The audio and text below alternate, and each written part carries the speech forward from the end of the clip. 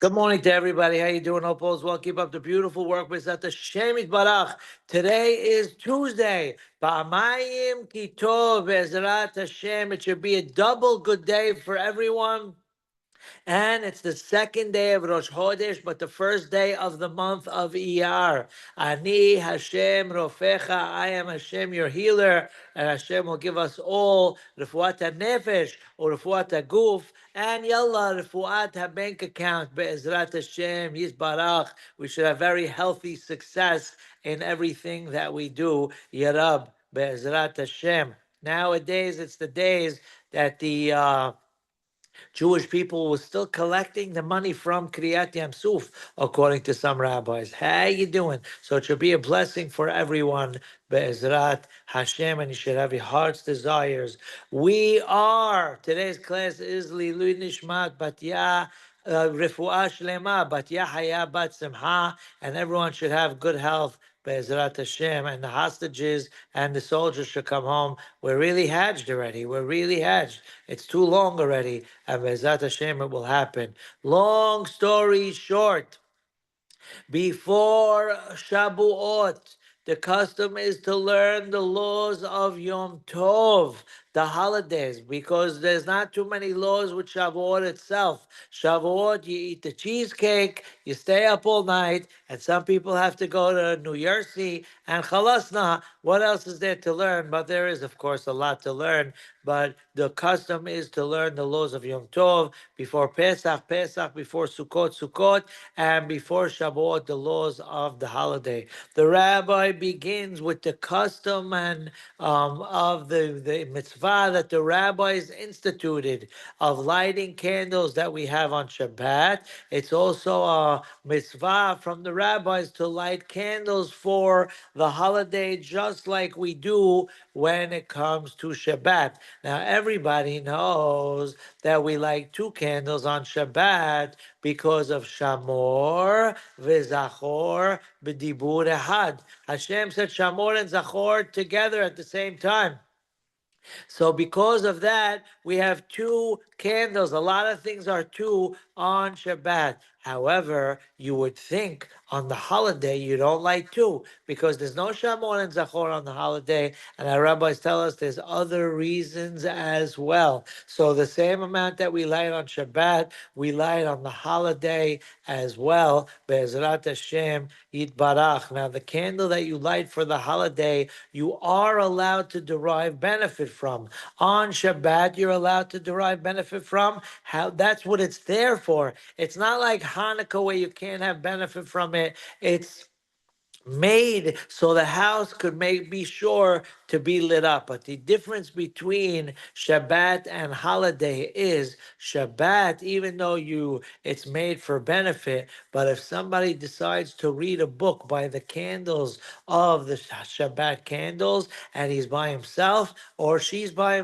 herself, you're not allowed to. Why? Because in the old days when they would be reading next to a candle, all of a sudden it starts to flicker. Subconsciously, you go and you move the flame, you fix the flame, and that's a problem to do on Shabbat. You're allowed to if somebody's watching you.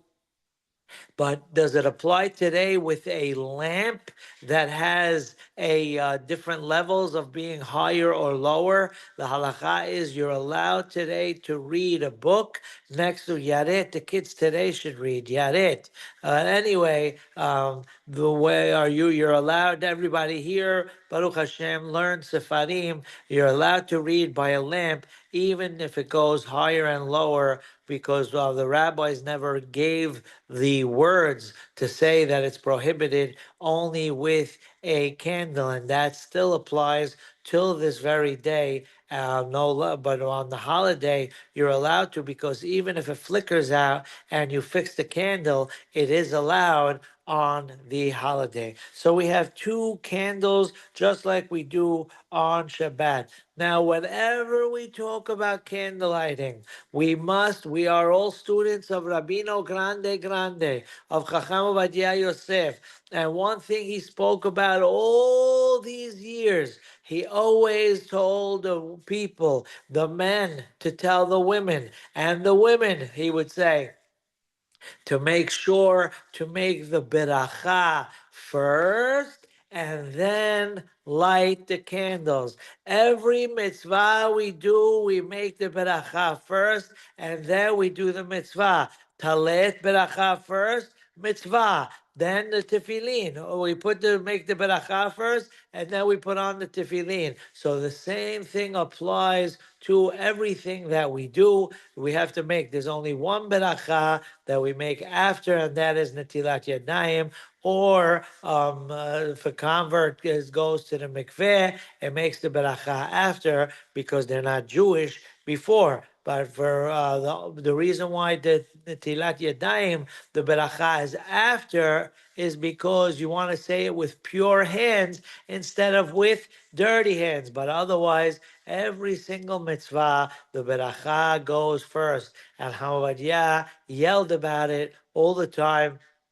Even if a woman was doing it for 50 years, he would tell her, that's it, go change, go do your light the first make the beracha and then do the lighting. I was once in Hamadiyah's house when he gave the class, and a friend of ours had a 90-year-old mother. Inshallah, we should all live and be well and greet the Mashiach with good health. And he said, Rabbi, she was from the old country. She probably got married at 12, and she's 90 years old now. So she's lighting for 78 years, about everyone and then some. And she's making the beracha after the lighting. Should she change after all these years? And the rabbi said, tell her I said she should change and she'll have many more years. And I did my homework and I found out she lived at least another 7 years. I don't know what happened to after that, but not bad for someone who already hit the big 9-0 to live 7 more years. Yishtabach Shemo, because of the beracha from Rabino Grande. Now the rabbi brings down a halacha that many of these laws apply to Shabbat and the holiday as well, even though these are the laws of the holiday. There is a halacha that's brought down. If a woman forgets to light Shabbat candles, she's supposed to add another candle forever and ever, which means that some people who might forget certain things, like they're on the phone asking their friend, I wonder where my phone is, I can't find it, while they're on the phone. So someone like that might need 97 candles the first year of marriage, Shema Israel.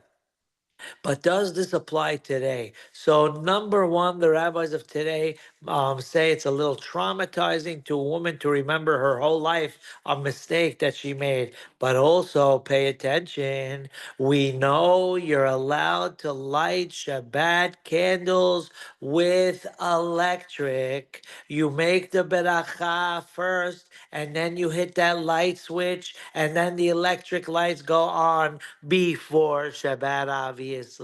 If somebody is eating out of their home and they don't have the hadamiyah in the house and they don't want to leave candles lit when no one's home. So you light you make the beracha, open the electric light, and then you are good. Why? Because number one, that's even better than lighting candles. Because if you go to a friend's house that you like to hang out by and you like to learn Torah together afterwards and hang out there, etc., the rule is if you made lit the candles and before Shabbat, and then you came back and the candles are already extinguished, guess what? That's not the proper way because you didn't derive benefit from the candles. The candles have to be used to derive benefit as mentioned. So over here, it would be better to light with electric, but if you're eating by someone's house that you'd rather not go to, so get little tiny short candles and say, I lit them, and the rabbi said I have to derive benefit. So I'll see ya. Arrivederci. I'm going home to derive that benefit. Now, also, we have to know there's a misunderstanding. There's a halacha that says, now do not leave this chat until we finish this halacha. If you're listening, do not get a phone call, do not pass go, do not collect $200. Pay attention to the whole halacha. It says in halacha you're supposed to light the candles where you eat. So some people say, in the house where I'm eating by my mother-in-law, by my mother, by my friend, that's where I should light the candles. And the answer to that is absolutely not. Just like when you asked your dad for extra allowance as a kid, absolutely not. The answer to that is absolutely not. Why? When it's where are you supposed to light? In the home that you're sleeping that night.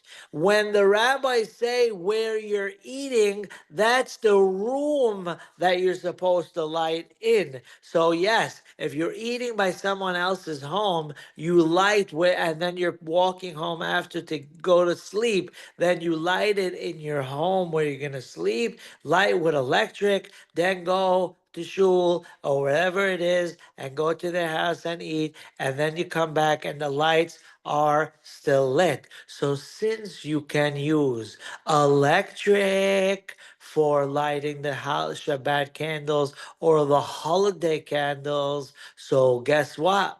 If a woman forgot to light, since the house lights are on anyway, so we said it's as if they lit, and therefore nowadays, if a woman forgets, she does not have to light an additional candle each and every week forever and ever. Also, a person has to, if you look at Hamavadya's books, you might see a little difference as if the rabbi changed his mind. The rabbi did not change his mind. What's the understanding of what the difference of what the rabbi wrote over the years?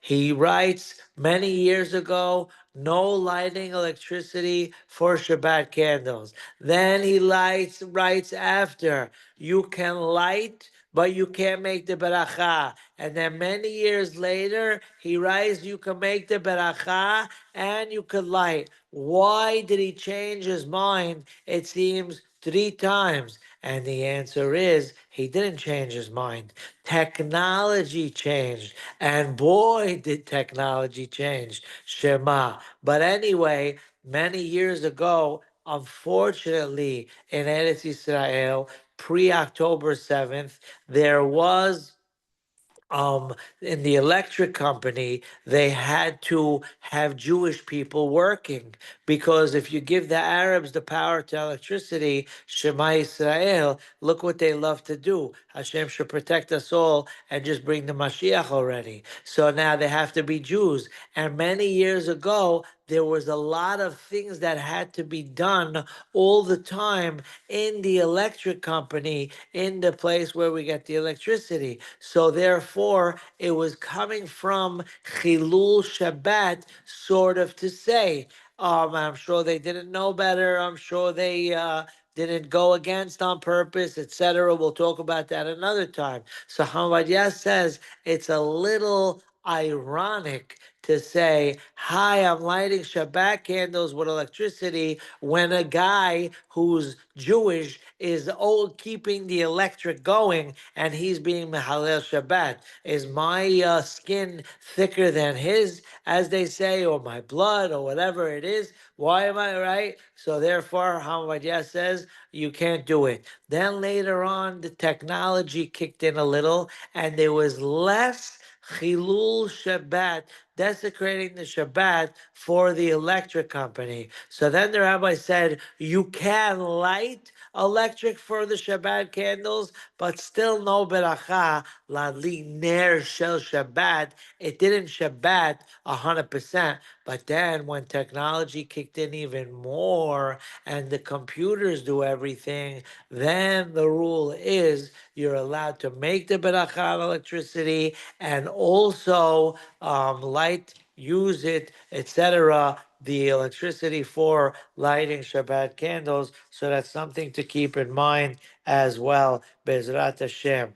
We know on a holiday, there's shahayanu in the kiddush. The next shahayanu we're going to make on kiddush is going to be Shavuot Bezrat Hashem. We hope by then Mashiach in your merit will come.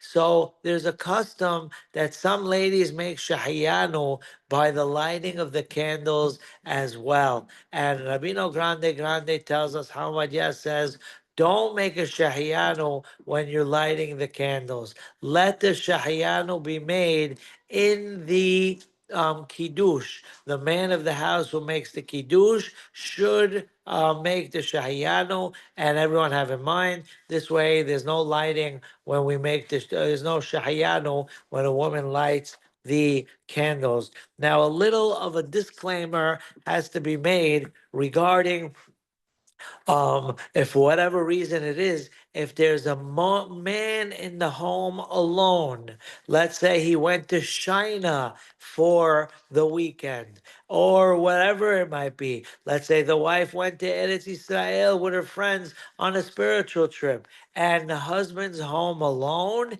he should light Shabbat candles. Sometimes people aren't used to that happening, so they don't do it. But every household has to have Shabbat candles lit. And like we said, if because she's not home and the men nowadays don't know how to do anything on their own, they don't even know where the meat fork is or the dairy fork. And now, what are they going to do? So, if you're going to go out for dinner, but you light with the electric before you go, and then you come back, and the electric is still lit. A hotel is a little tricky because some hotels, the lights go off after you leave. So, there have, before you do travel to wherever you might travel, go to the 99-cent store, or maybe a little better than the 99-cent store, the $1.99 store, and buy a little night light, and then you could use that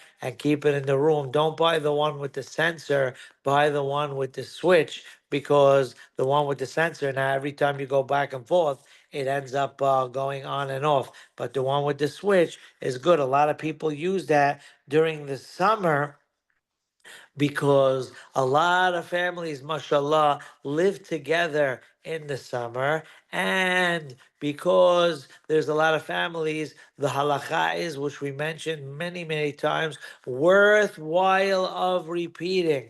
If there are candles lit in a room and someone made a beracha, there's no more lighting in that room with a beracha. Sometimes you go to a hotel in Israel on a trip and they have a table outside the dining room with 1,000 tea lights on it, and everyone comes and makes the beracha and lights those tea lights. The halacha says once one was made with a beracha, chalasna, there's no more berachot after that because the mitzvah was already made. So in the summer, the same thing applies. When you have, mashallah, 90 families together, it should be with blessings. So now, if the mother-in-law, the mother, lights the candles in the house, in the room, you can't light in that same room next to her candles with a beracha. So a lot of people buy those 99-cent store night lights.